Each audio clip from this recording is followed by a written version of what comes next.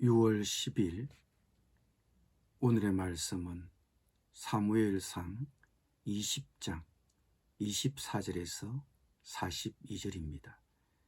다윗이 들에 숨으니라.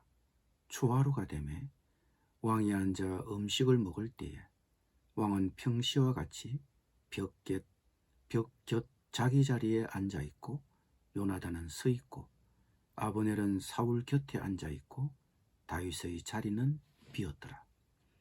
그러나 그날에는 사울이 아무 말도 하지 아니하였으니 이는 생각하기를 그에게 무슨 사고가 있어서 부정한가 보다, 정령이 부정한가 보다 하였음이더니 이튿날 곧 그 달의 둘째 날에도 다윗의 자리가 여전히 비어 있으므로 사울이 그의 아들 요나단에게 묻되 이새의 아들이 어찌하여 어제와 오늘 식사에 나오지 아니하느냐 하니 요나단이 사울에게 대답하되 다윗이 내게 베들레헴으로 가기를 간청하여 이르되 원하건대 나에게 가게 하라.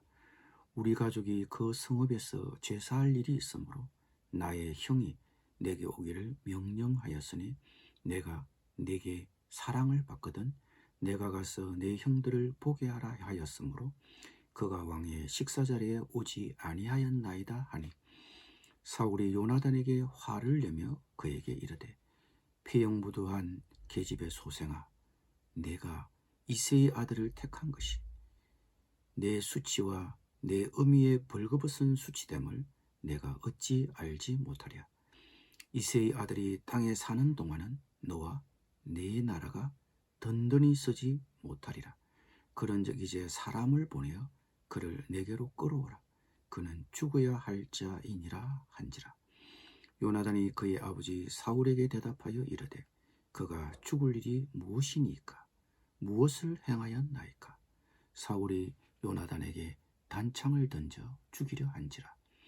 요나단이 그의 아버지가 다윗을 죽이려고 결심한 줄 알고 심히 노하여 식탁에서 떠나고 그달의 둘째 날에는 먹지 아니하였으니 이는 그의 아버지가 다윗을 욕되게 하였으므로 다윗을 위하여 슬프함이었더라.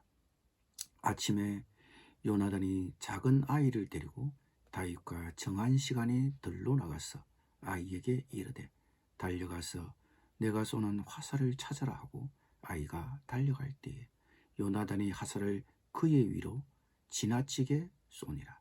아이가 요나단이 쏜 화살이 있는 곳에 이를 즈음에 요나단이 아이 뒤에서 외쳐 이르되 화살이 내 앞쪽에 있지 아니하냐 하고 요나단이 아이 뒤에서 또 외치되 지체 말고 빨리 다름질하라 하며 요나단의 아이가 화살을 주워 가지고 주인에게로 돌아왔으나 그 아이는 아무것도 알지 못하고 요나단과 다윗만 그 일을 알았더라.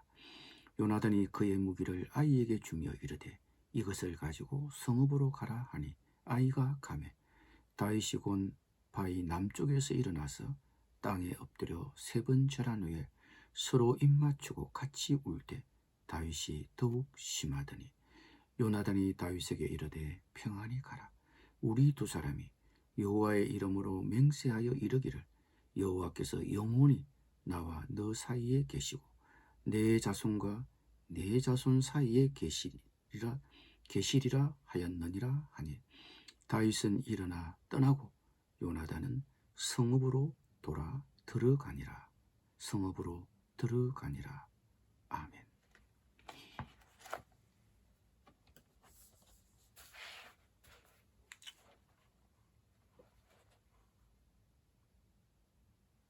다윗은 요나단과의 약속한 그날을 기다리며 광야로 나가 큰 바위에 몸을 숨겼습니다.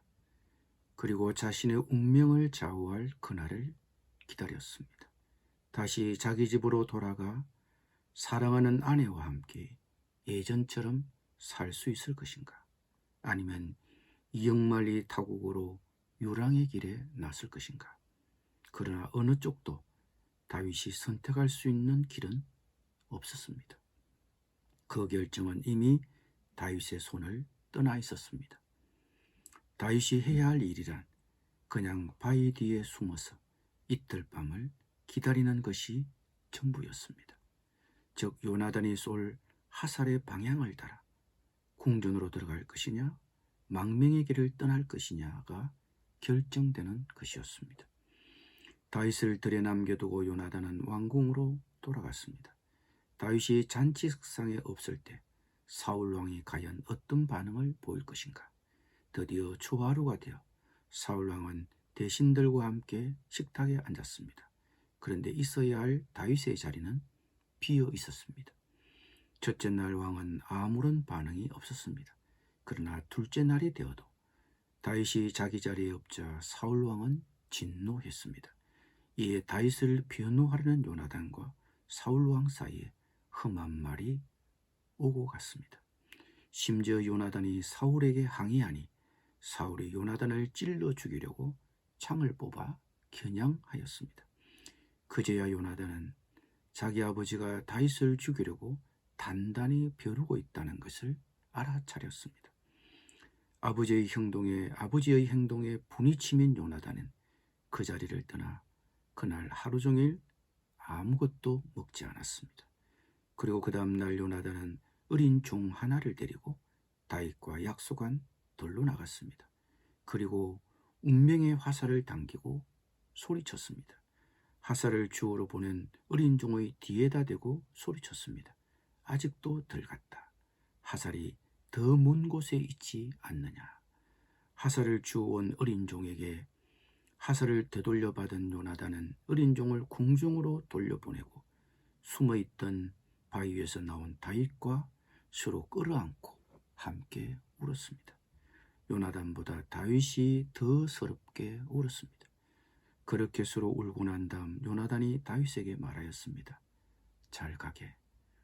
우리가 서로의 주님의 이름을 걸고 맹세한 것은 잊지 않도록 하세.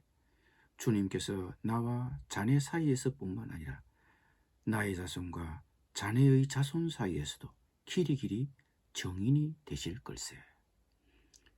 이제 사랑하는 두 친구는 마지막 작별을 해야 하는 시간이 왔습니다. 다윗은 이렇게 기약 없는 망명의 길을 떠났고 아버지를 떠날 수 없는 요나단은 왕궁으로 되돌아갔습니다. 참 아이러니합니다. 권력에 집착하는 사울 왕과 다윗에게 그 어떤 질투심도 느끼지 않는 왕세자 요나단. 어떻게 이렇게 서로가 다를 수 있을까요?